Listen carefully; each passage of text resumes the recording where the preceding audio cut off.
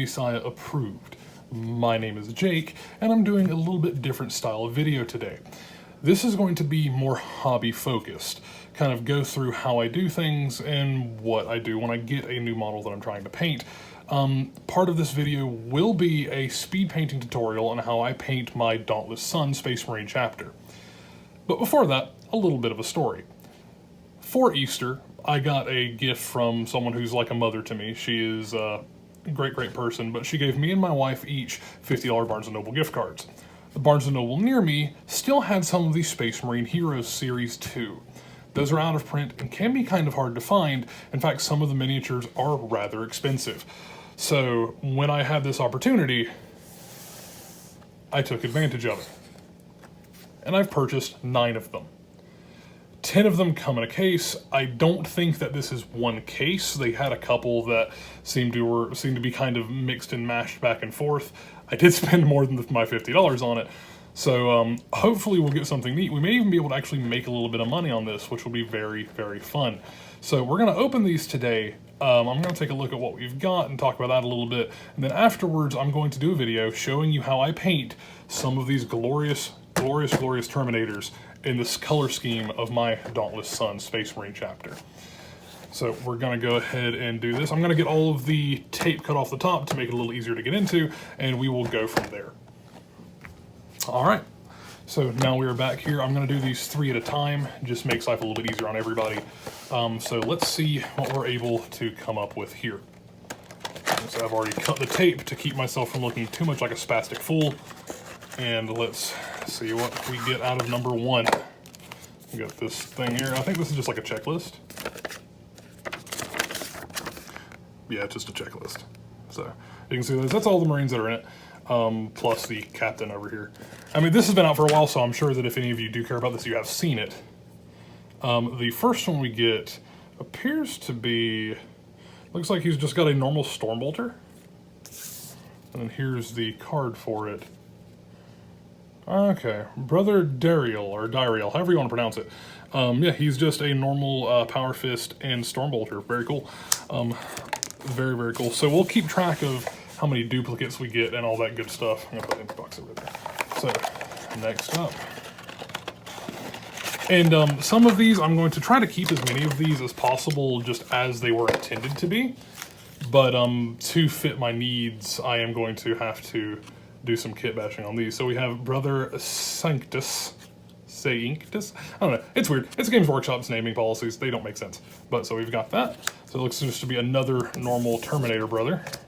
But it is a different one, a different sculpt than the one we previously had. So there's the sprue, if anyone cares. Alright, just throw stuff all over the place. And then the third one.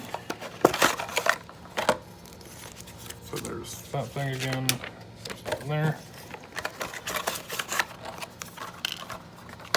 The third one is, ooh, Assault Cannon. Okay, that's awesome.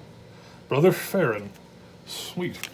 That works really well. And like I said, there's the sprue for anyone who cares. These all seem to be like similar to, yeah, they're all push fit, which has its good and bad points. I'm not gonna say I dislike push fit minis. They're rather convenient. All right. Next 3, and we've got one more batch of 3 after this. So let's go and do this one. All right. Ooh, okay. So Brother Dadago. This one is one of the ones I mentioned. This is one of the chase figures out of the set. So he actually runs a pretty penny. I think you're looking at like between $60 and $70 on the secondary market for him. So that's really cool. I've got to decide whether I want to keep him or try to put him up for someone. So that's really cool. Super glad to have that. He looks really cool. Sorry for any glare or shadow there. Yeah, so there's the sprue. It's just a really nice banner too. Like the eagle on it's very nice. You can do some cool stuff with that painting. But yeah, that is awesome. That is the chase figure for the set. That is really freaking cool. So I'm gonna set him. I'm gonna run out of room, I feel, but that's a good thing. So far, no duplicates, which is also nice.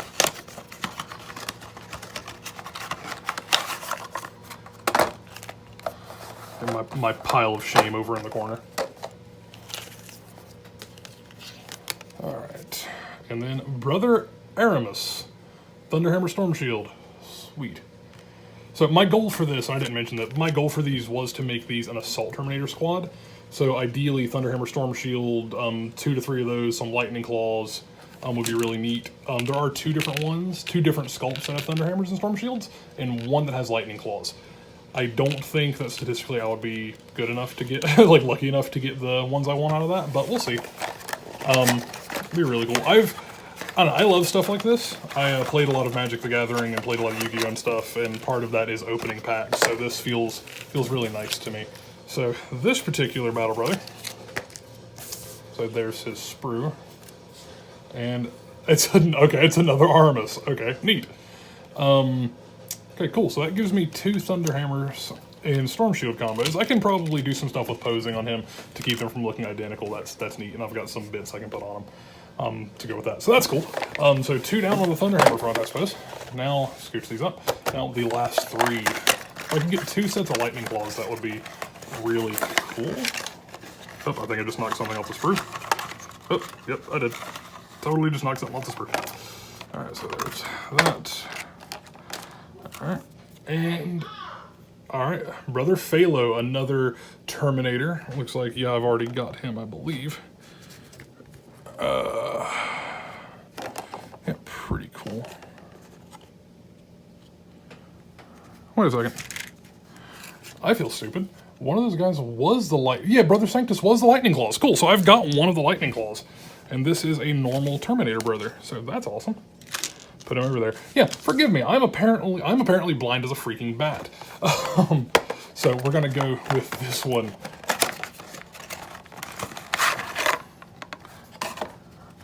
So this guy is another Brother Armus.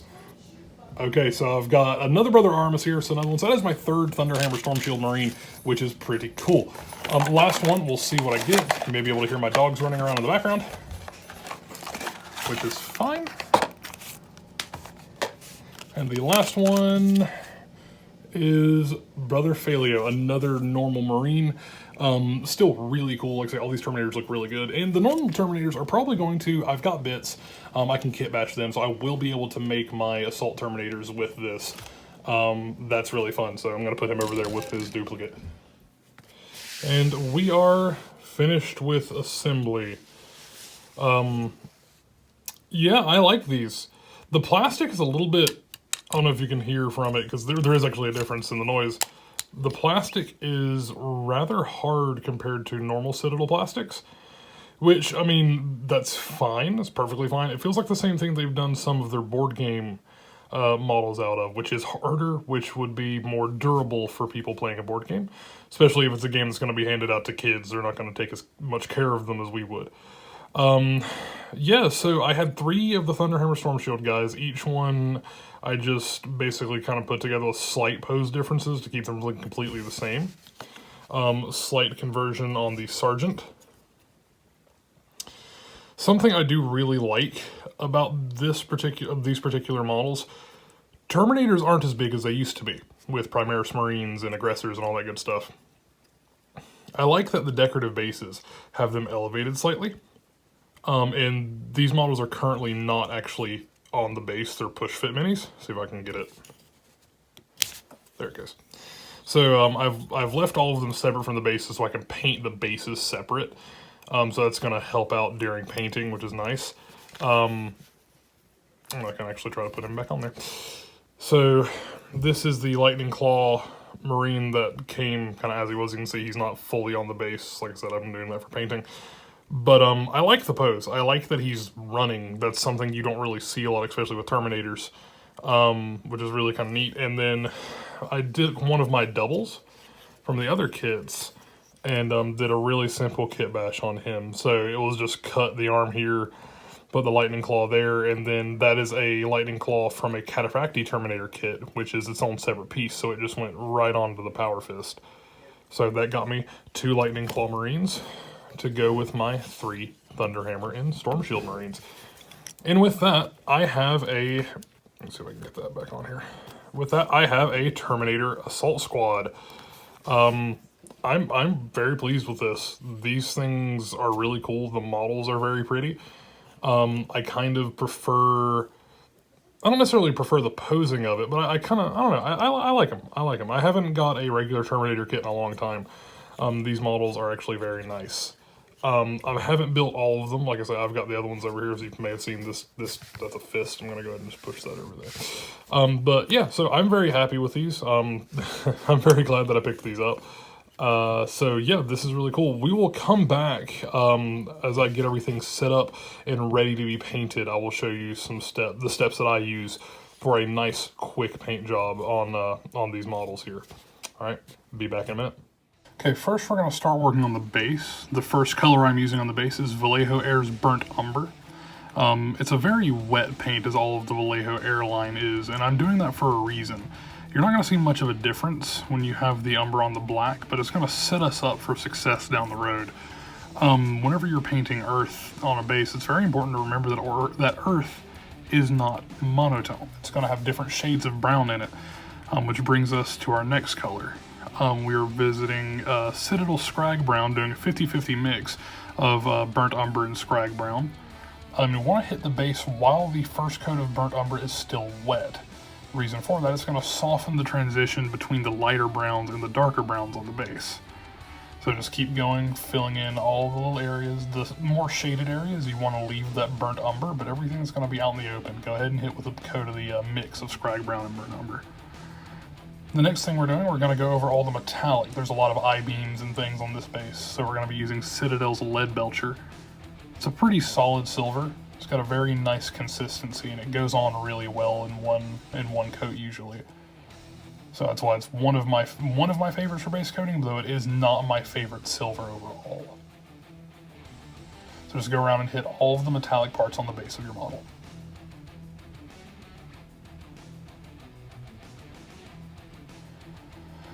After that, we're going to go ahead and paint the boots. The feet of the Space Marine are already on the base, which is kind of interesting, but we're going to go over those with a bit of Citadel Corn Red. Now, this is probably my favorite base paint the Citadel makes. Red is my favorite color, and I paint a lot of red models, so I tend to go back to this over and over again for anything red, and you can do a lot with it. It's really easy to bring up to an orange as well if you spend a little bit of time with it. Alright, going in next, we're going to be painting the tile on the base. Not sure why this has tile on it, but it does. We're going to be using a Citadel paint again, Ushabti Bone. It's a nice cream color. It's going to give us a good base for this. I chose to do this in an alternating checkerboard pattern, just to give it a little bit more visual interest. This is a light color going onto a dark base coat, so bear in mind you are going to have to make multiple coats of this to make it actually come through. So be patient and be careful. The next color we're going to do is Macragge Blue.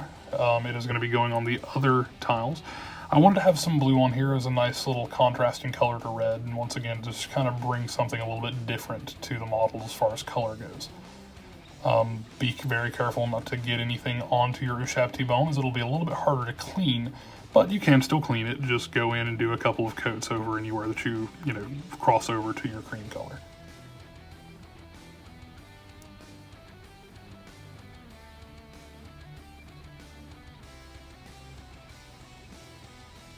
All right, next up we're going to go ahead and do a highlight pass. We're going to do a layer of Fenrisian Gray just on the edges of the blue tile. The idea being to make the edges pop a little bit, and this is going to be a rather subtle transition from one to the next.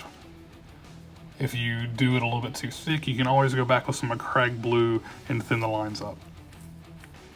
Next up, we're going to visit a Vallejo model color paint with Pale Sand. This is what we're going to use to highlight the Ushabti bone that we put down on the tile floor initially.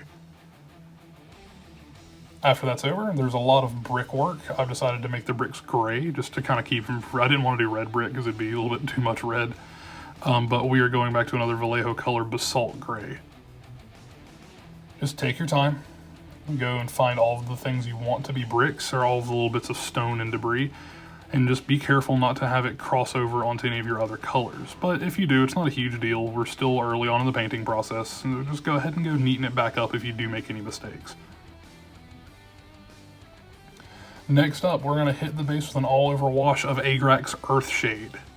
Citadel shades are the only shades I've ever really, used. And they do really good work, at least in my experience. Agrax is your basic brown shade. It works on anything you want to look kind of dirty. And now we're going to be moving on to the actual Terminator. We're going to do a base coat of corn red over the majority of the model. The only thing we're going to not make red is obviously his weapon, the outside of the shield, the crux terminatus, both of his kneecaps, his left arm, and his helmet are going to stay black at this point. So after you're done with that, we're going to do a dry brush of the salt gray over the crux terminatus. You may actually want to do this before applying your base coat. I honestly forgot, but just be careful. You want a very, very small amount of gray paint on the brush. And it's just going to leave a little bit of paint on the extreme points of the model. Next up, we're going to go with P3's Minoth White Base.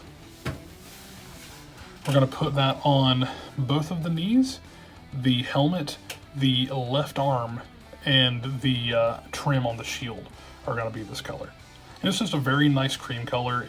Once again, you're looking at a light color onto a dark base coat, so it will take multiple thin coats. Just be very careful. If you are not careful, it's a little bit of a pain to clean up, but corn red has really good coverage if you do go on some of the red areas, so it's not a huge deal. Next up, we go with another Citadel paint in lead Belcher. Once again, we're using lead Belcher just to lay down the base coat for all of your metallics. So the head of the hammer, we've got some cabling on his chest, on the back of his arms I'm going to make silver.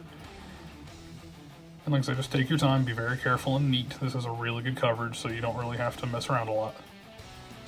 Next up, we're just going to go ahead and do the cabling in the grip of the hammer in Lauren Green, which is another Citadel paint. It's a layer paint, so it's a bit more translucent. And then we're going to go to Retributor Gold for all of the little symbols and things. So he's got one on his belt there, and then he's on his right kneecap a skull, and then a skull on his right forearm. We're just going to pick those out nice pretty gold.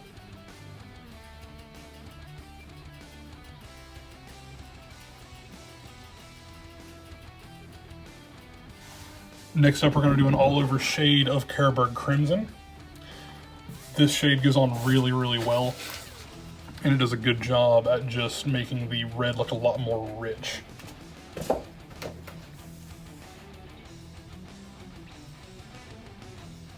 Be sure while you're applying this to avoid any of the cream areas, because it'll turn it into a nasty looking pinkish color, and nobody wants that.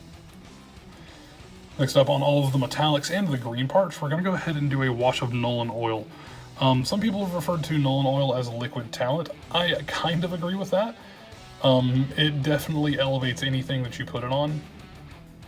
This particular batch of Nuln Oil had a little bit of looks like the pigment got affected, probably a little bit of crossover. There's actually a touch of brown to it instead of just being a black wash, but it still looks good. It's just a lesson, make sure you clean off your brushes before you go and do another wash. And now we're going to do a wash of Agrax Earthshade on all the cream parts. And you can see immediately when you apply it to the helmet how much detail it brings out in that cream color. It's actually probably one of my favorite effects. It's beautiful. You can see here I had a little bit of pooling there. I took a little bit of the shade off the brush and went back and cleaned up the pooling. Your next layer is going to be Mephiston Red. So just go around the model, pick out any of the raised parts of the armor. You definitely want those to be picked out in a nice vibrant red, and go back and still hit the armor plates too. This is almost going to be another all-over coat, but you're going to leave the recesses nice and dark.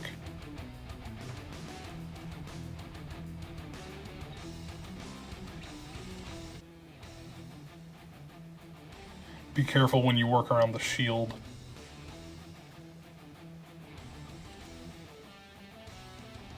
But once again, if you do make any mistakes, you can clean it up. Painting's actually rather forgiving once you get into it.